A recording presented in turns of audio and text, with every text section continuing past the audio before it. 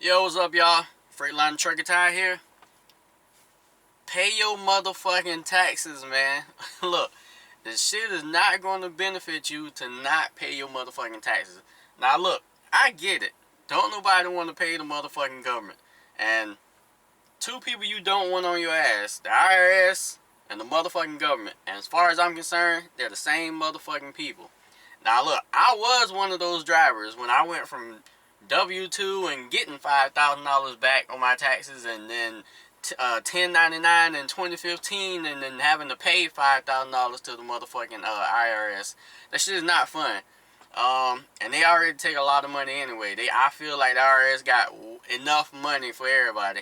Matter of fact, from 2015 to 2020, I paid about $80,000 in taxes. That's about, if you half that up, that's about $15,000 a year for 5 years. And in 2015, I saw my first 1099 where I had to pay the motherfucking I.R.S. for the first time, and not $5,000. Man, I ain't paying that shit. Fuck them. Yeah, 2 years go by. I take a look at that shit. That $5,000 turned in about $8,000, which I had no idea they put interest fees on them shits, and they put highest interest fees on them shits, and it builds up every month that you don't pay that shit. And so I was like, oh shit, let me jump and pay. Here you go, I.R.S. Here you go, let me pay that shit off.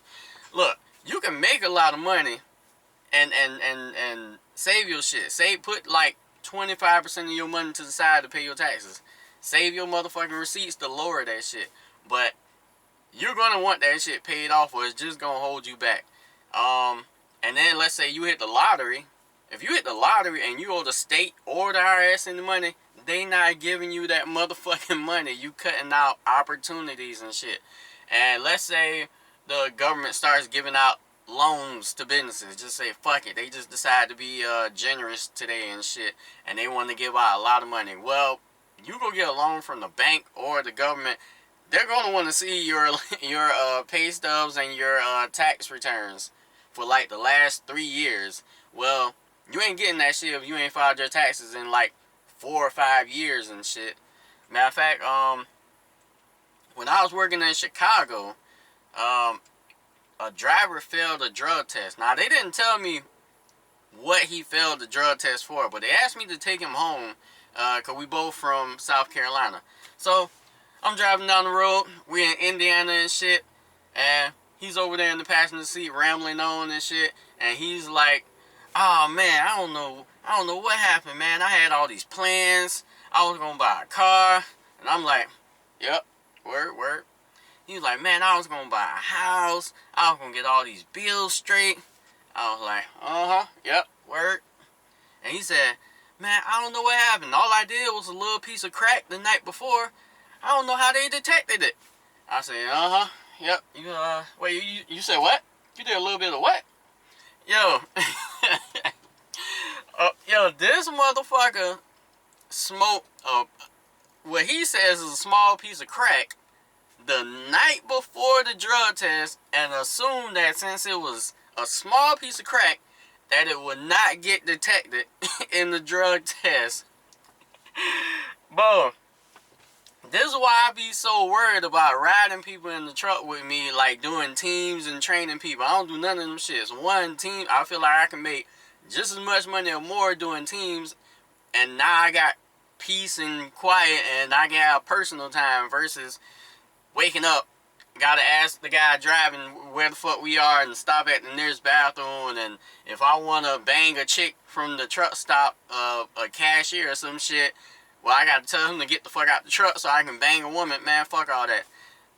These people could be crazy. You don't know who the fuck these people are, man. And apparently I was with a crackhead and didn't even know it. Like, and then he said a small piece of crack. How the fuck I know it was a small piece of crack? This coming from a guy who was dumb enough to do crack right before a drug test that he knew was coming.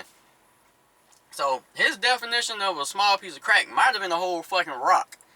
But the whole point of bringing him up was that he's one of those truck drivers who also didn't pay his taxes for like 8 years. He ain't filed his taxes in like 8 years. He's trying to avoid the government, and I think he said last time he checked, he owed about $200,000, cause that plus the interest fees on this for waiting 8 years and shit.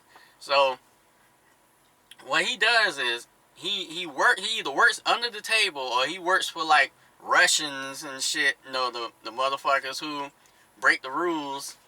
And he puts everything in his wife's name, like everything. He got a wife and a daughter.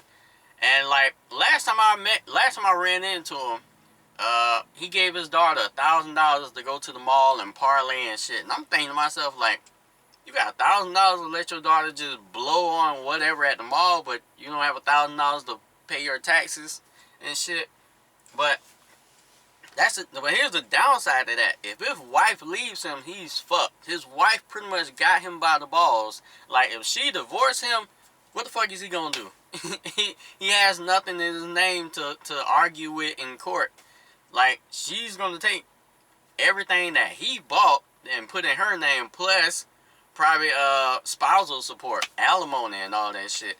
Is not, not paying your taxes only holds you back in life when you're trying to step up at each step one by one in life and shit. Cause you companies and businesses and shit, like, let's say you try to start your business and you trying to get a business loan to start your business up.